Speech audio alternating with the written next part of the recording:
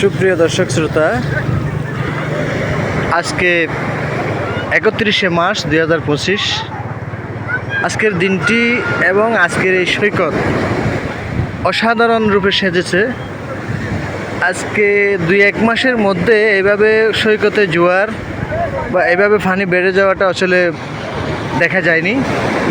কিন্তু আজকে যেমন সৈকতের ঈদ উপলক্ষে কক্সবাজারে হাজারো পর্যটকের আগমন হবে, আর ওই আগমনের ক্ষেত্রে যে বিচের যে ছাতাগুলো রয়েছে ওই ছাতাগুলো পর্যন্ত পরিবর্তন হয়েছে, নতুন সাজে সেজেছে এবং সে সাথে সাগরও আমাদেরকে নতুন রূপ দিচ্ছে।